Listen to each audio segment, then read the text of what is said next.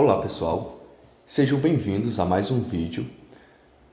Eu sou Carlos Eduardo, estudante de medicina da UFMG, e aqui no canal eu explico a anatomia de forma clara, objetiva e voltado para estudantes da área da saúde.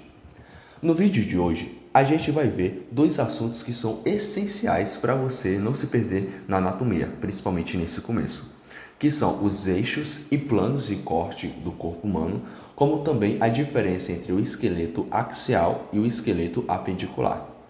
Esses conceitos parecem simples, mas são a base para entender qualquer estrutura, qualquer movimento e até para interpretar exames como tomografia e ressonância. Então, se você quer realmente aprender anatomia com lógica e não só ficar decorando, fique comigo até o final e vamos lá.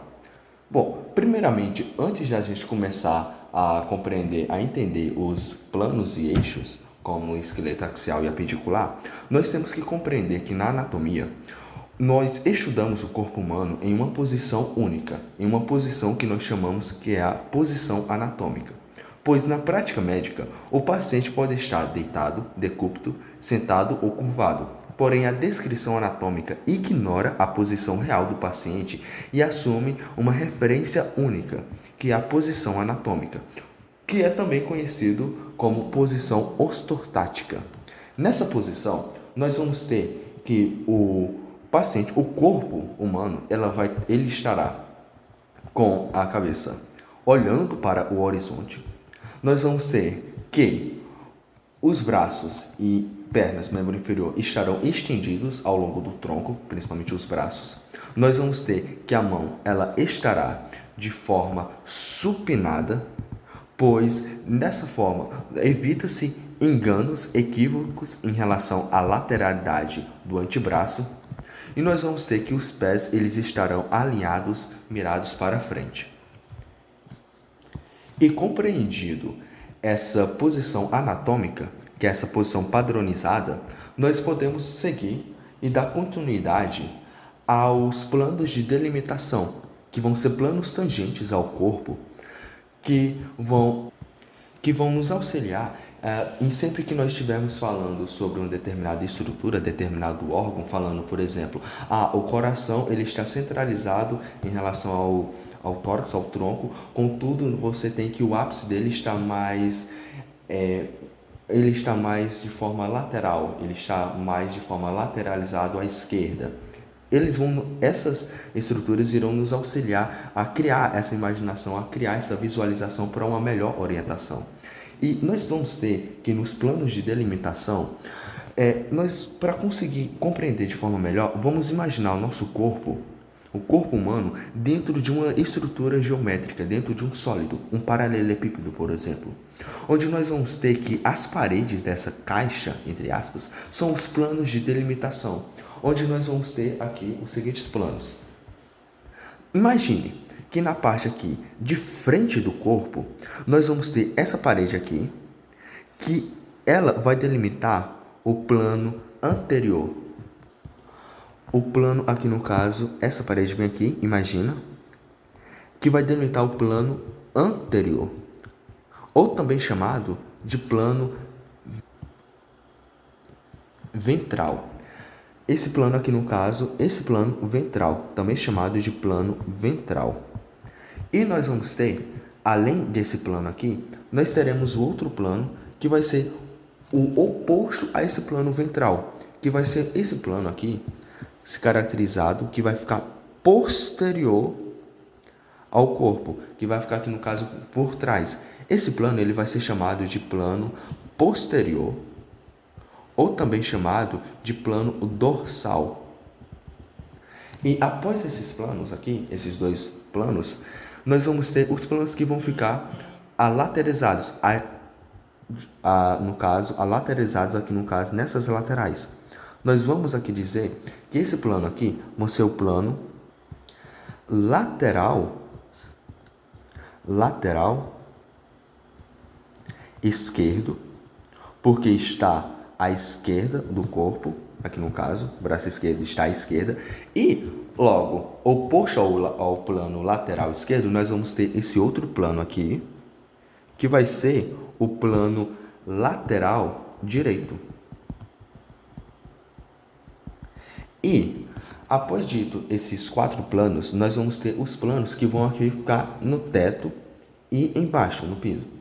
Esses planos aqui, no caso, que vai ficar superior, tirando aqui um pouco, para melhor visualização, esse plano bem aqui vai ficar superior, ele vai ser chamado de plano superior, ou também chamado de plano cranial. Cranial, dando referência ao crânio, à cabeça no caso. E nós vamos ter um outro plano também, que vai ser esse plano que vai tocar aqui no caso, tangenciar a sola do pé, a planta do pé aqui no caso, que vai ser o plano inferior, ou também chamado de plano caudal, dando referência à cauda que nós tínhamos antigamente, período pré-histórico, aqui no caso caudal, esse sinônimo, plano inferior, ou também chamado de caudal. E também existe um nome bem peculiar, até pouco utilizado, para se referir a esse plano inferior ou caudal, que é o plano podólico, podálico, em si, podálico. Ok.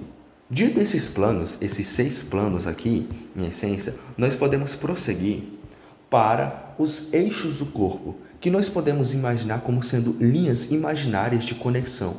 De conexão do quê? Vai a pergunta. Essas linhas, elas são a conexão desses planos aqui. Por exemplo, nós temos esses planos que estão em opostos, como esse plano que eu delimitei aqui, esse plano anterior e esse plano aqui, no caso, posterior. Existe um eixo que vai conectar esses 2 planos. E esse eixo ele vai ser chamado de antero, eixo aqui no caso. Esse eixo aqui, que está indo aqui para anterior e posterior, que conecta, faz essas 2 conexões, ele é o eixo antero-posterior, porque ele conecta, aqui no caso, o plano anterior, por isso antero, e o plano posterior, por isso póstero. O eixo, aqui no caso, o eixo antero-posterior. E da mesma forma, nós vamos ter um eixo que ele vai conectar, aqui no caso, as 2 laterais, aqui no caso, os eixos aqui no caso, o plano aqui no caso, o plano da lateral direita e o plano da lateral esquerda, que vai ser aqui no caso esse eixo em específico, que vai ser aqui no caso o eixo lateral. Esse eixo bem aqui em específico, eixo lateral, porque ele conecta os 2 planos laterais, por isso eixo lateral. E da mesma forma, nós vamos ter um eixo em específico, que vai ser o eixo que vai conectar os 2 planos opostos, que vai ser aqui no caso o plano caudal e o plano cranial, que vai ser aqui no caso o eixo longitudinal. E esse eixo, esses nomes em específico que vocês estão observando agora, todos eles fazem sentido. Por exemplo, esse nome longitudinal, por que aqui a gente pode falar isso? Nós poderíamos apenas simplesmente falar eixo longitudinal. É o maior eixo que nós temos no corpo humano, por isso longitudinal, por isso essa descrição desse nome. Mas nós também podemos definir que isso é desde origem embrionária, porque nós temos o seguinte, nós temos que no período embrionário, ali no período mais em específico da gastrulação, nós vamos ter, por exemplo, ali o surgimento de uma linha primitiva, de uma estrutura chamada linha primitiva, que vocês da área da saúde, quando for estudar, por exemplo, vocês que são do curso de medicina, quando for estudar embriologia, a primeira matéria, vocês vão estudar sobre essa estrutura linha primitiva. E essa estrutura, ela é uma das suas principais funções é ela orientar, ali no caso, no estabelecimento das polaridades, que vai ser ali no caso essa definição dessa região aqui no caso cranial e essa região aqui no caso caudal, ela que vai definir essas extremidades aqui no caso cranial, caudal, esse delimitadamente. Ou seja, ele vai fazer essa organização, ele vai dar esse sentido dessa organização, que vai até auxiliar no desenvolvimento do próprio sistema nervoso central, pois porque a partir dele, ele vai começar a se desenvolver, se originando na cabeça, e ele vai se desenvolver em sentido aqui no caso caudal. Ou seja, o termo longitudinal, ele não é apenas uma coisa descritiva, uma coisa anatômica, bonitinho, descritivo para esse tipo de sentido, mas sim é um reflexo da própria lógica do desenvolvimento do corpo humano. E a partir disso, desses eixos do corpo que eu acabei de explicar, nós vamos ter ali no caso o surgimento dos planos, que eles basicamente, esses planos, eles vão ser basicamente a união desses eixos, o estabelecimento desses eixos. E nós vamos ter, por exemplo, o plano sagital, que ele aqui no caso vai ser a formação, ele vai ser a união do eixo longitudinal com o eixo antero-posterior, que eu acabei de falando aqui, o eixo longitudinal, esse eixo aqui, com o eixo antero-posterior. Ou seja, esses dois eixos bem aqui, a união deles vai formar o plano sagital. Que esses planos, eles vão aqui no caso nos auxiliar basicamente na separação do nosso corpo em regiões em específico. Como por exemplo, o plano sagital, a principal função dele é que ele vai separar o nosso corpo da direita e esquerda, nossos órgãos direita e esquerda. Ou seja, é como se nós, em um corte aqui no caso, imagine um corte anatômico, onde nós vamos cortar esses planos, por exemplo, o sagital, ele vai nos auxiliar, ele vai nos ajudar para um melhor estudo das estruturas anatômicas, porque ele vai nos possibilitar analisar as estruturas em posições específicas, onde nós vamos conseguir ver estruturas ainda mais específicas, como por exemplo o plano sagital. Aqui no caso, nessa imagem aqui no caso, computadorizada, do cérebro. Esse plano sagital, ele está nos possibilitando ver aqui no caso a estrutura do cérebro direito inteira, cortada à metade. Ele nos possibilita ver isso. Ou seja, ele vai separar a direita e a esquerda, e vai nos possibilitar ver visões específicas que nós vamos conseguir só ver a partir dele. E depois nós vamos ter um outro plano, que vai ser o plano frontal, que é também conhecido como um plano coronal, que ele vai ser a união, no caso, dos eixos longitudinal e eixo lateral. A união desses eixos vai formar, aqui no caso, o plano frontal, e esse plano ele vai nos possibilitar ver imagens, aqui no caso, como se, imagina, o corte, não estou conseguindo estruturar, imagine o corte lateralizado nessa forma. Eu vou apresentar melhor nessa imagem aqui, nesse aplicativo, Anatomy Learning. Imagine um corte, aqui no caso, o coronal, dessa estrutura bem aqui. Nós temos o corpo e nós vamos cortar ele exatamente nesse sentido bem aqui, no meio. Ele vai estar de lateral, ele vai estar aqui no caso desviado, você vai estar na lateral e nós vamos cortar ele no meio. Esse aqui vai ser o plano, esse é o plano aqui no caso coronal. Esse é o plano coronal. Aí, por meio disso, nós vamos conseguir ver estruturas específicas que nós só poderíamos enxergar nele. Como, por exemplo, nessa imagem aqui, computadorizada aqui, nós estamos permitindo aqui ver o tórax, onde nós conseguimos ver aqui os rins, o pulmão, em uma vista específica que só nesse plano a gente poderia ver. E a partir dele, nós vamos ter outro que vai ser o plano transversal. Agora, imagine, o plano transversal, que também pode ser chamado de plano axial, que ele vai ser a união basicamente dos eixos. Ele vai ser basicamente a união dos eixos, aqui no caso, antero-posterior e eixo lateral. Esses eixos bem aqui, a união deles vai possibilitar aqui no caso a gente ter uma divisão do corpo de forma superior e inferior, onde nós vamos aqui dividir superior e inferior, onde nós vamos conseguir ver, por exemplo, imagens como nesse computadorzinho aqui, imagens como essa, onde nós possibilitamos ver estruturas em específico em vistas que nós só poderíamos observar por meio disso, por meio desse plano transversal aqui. E por meio disso, nós vamos ter agora, nós falamos dos eixos, e agora pode estar parecendo um pouquinho confuso vocês pensando, mas pra quê? Como é que tá? Para ver imagem do computador e tudo mais, ok, deu até para ter uma noção. E vocês vão ter mais sentido, mais importância ter uma maior noção sobre a importância sobre isso nos próximos vídeos, onde, por exemplo, quando eu irei falar sobre uma determinada estrutura que ela se fixa, por exemplo, a uma artéria em específica que ela passa superior a uma determinada estrutura, ou seja, ou se não inferior a uma determinada estrutura, se não, esse órgão ele é mais lateralizado para a direita, ou se não ele é mais inferior a uma determinada estrutura, ele é mais dorsal do que o anterior, ou seja, Nesses conceitos, isso aqui, conforme formos passando em vídeo, vocês terão uma noção muito maior, incorporação desse subconsciente, dessa implementação, dessa noção da importância desses planos, dessa orientação geoespacial que vocês terão desenvolvido na própria cabeça. E a partir disso, falando desses eixos e planos, nós vamos para o sistema esquelético, a estrutura de suporte. Vamos lá.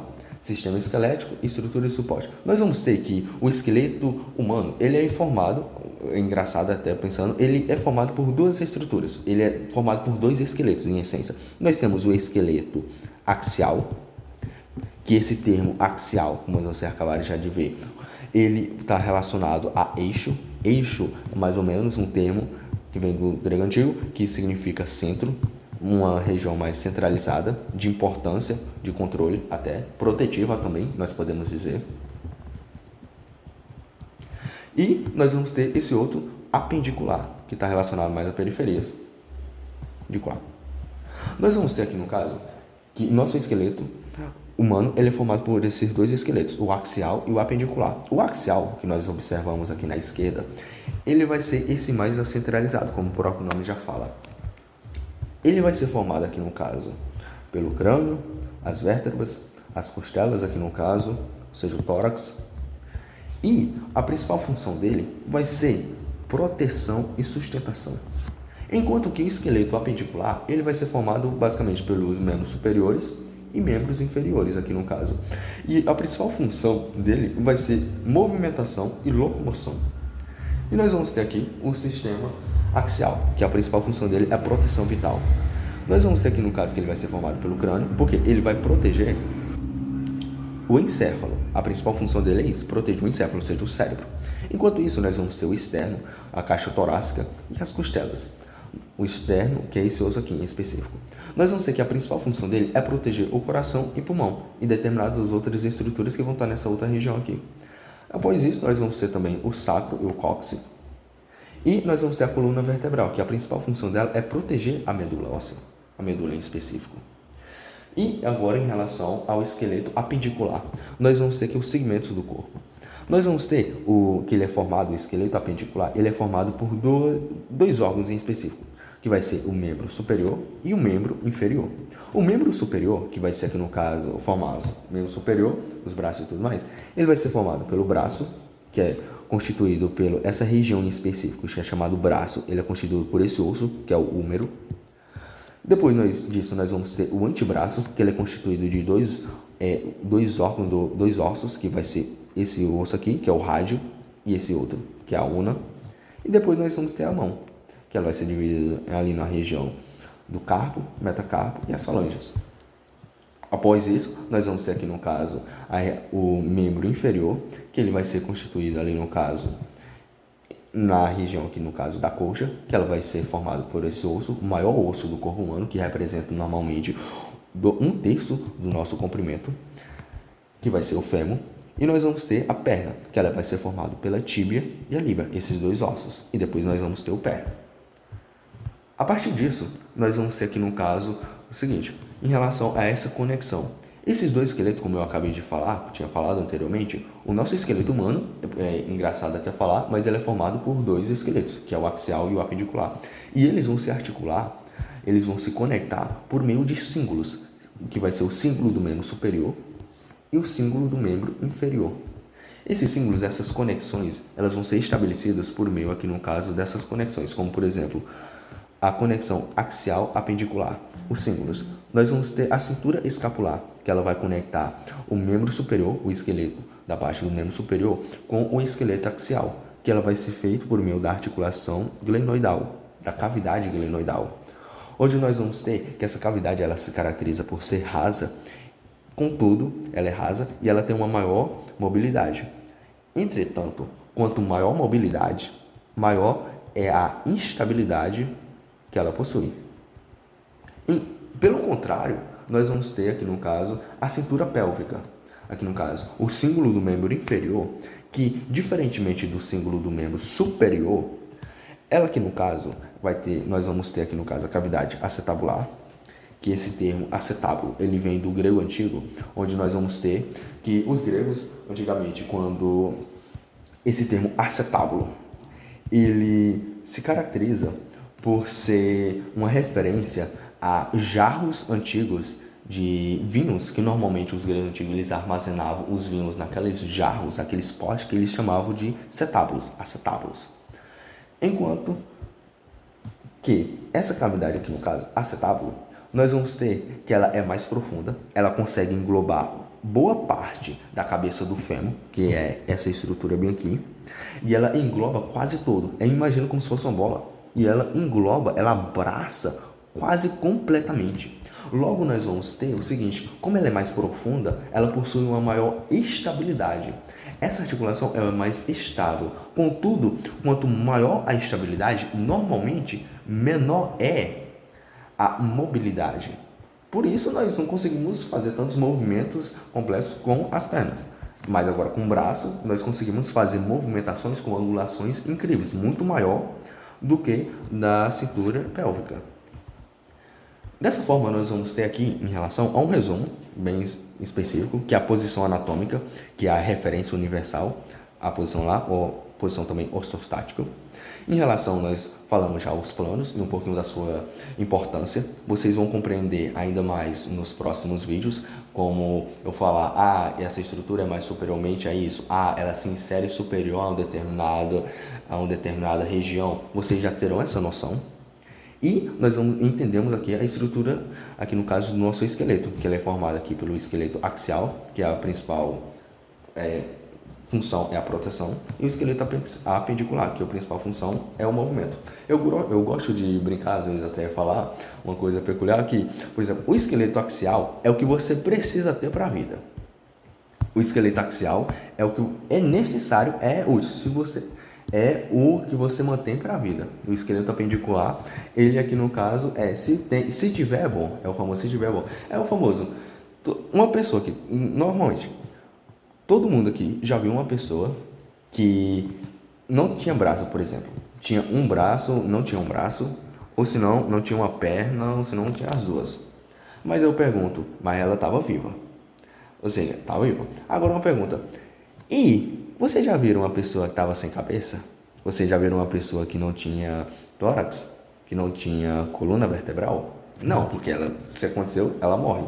Então, o esqueleto axial, se você tiver, é essencial para a vida. O esqueleto apendicular, se você tiver totalmente, é o famoso, é muito bom.